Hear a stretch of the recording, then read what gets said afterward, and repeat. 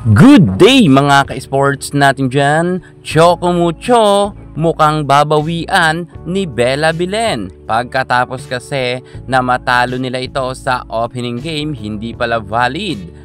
Capital One Solar Spikers, Bella Belen, kasama niya nga dito si Leila Cruz na nagkaroon nga ng double digits at sila nga ang talagang bumuhat ng Capital One.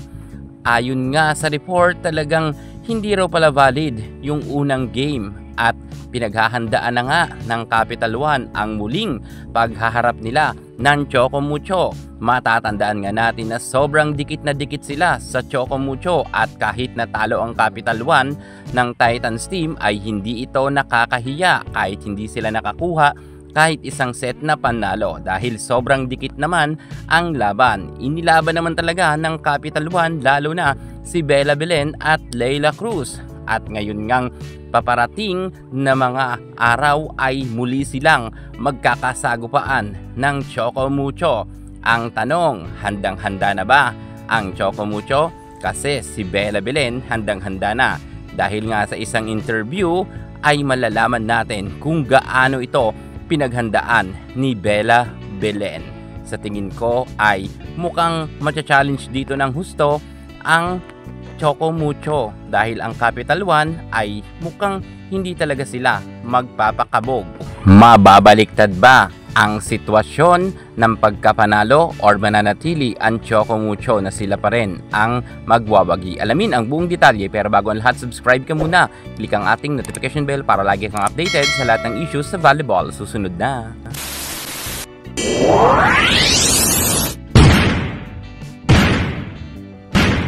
Micaela Belen, kumpiyansa nga na mababawian nila ang Choco Mucho. Well, hindi naman ito malabong mangyari dahil sobrang dikit naman talaga ang kani-kanilang mga scores.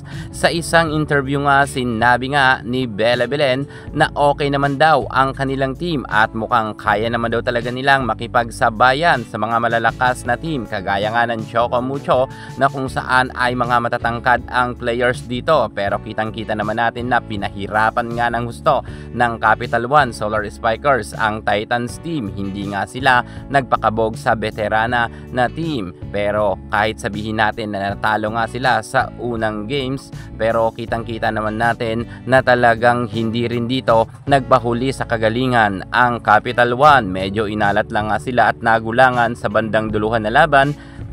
Pagkakataon naman ngayon ng Titans na depensahan nila ang kanilang pagkapanalo dahil sa unang games nga ay sila nga ang nanalo, pero hindi rin naman dito papayag ang kupunan nga nila Micaela Belen. Lalo na ngayon, aariba na nga rin ang kanilang import.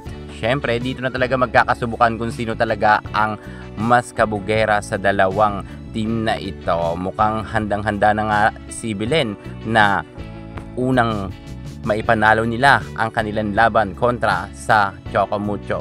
Ang tanong, papayag naman kaya ang kupunan nila Boss Dina Wong na basta-basta na lang magpatalo? Syempre, mas veterana ang team ng Choco Mucho at baka magkaroon rin ng dobling kumpiyansa ang Titans team lalo't alam nila na natalo nila ang Capital One at kayang-kaya nila itong patiklupin sa loob ng 3 set. Talagang dito magkakasubukan sa dalawang team na ito kung sino ang magwawagi. Sa tingin nyo, kayang-kaya makabawi ng kupunan ni Micaela Belen? Kung sa tingin nyo ay kayang-kaya makabawi ng Capital One kontra sa Choco Mucho, comment na kayo sa baba. Pero para sa akin, magandang bardagulan to sa kanilang rematch. Thank you so much. God bless.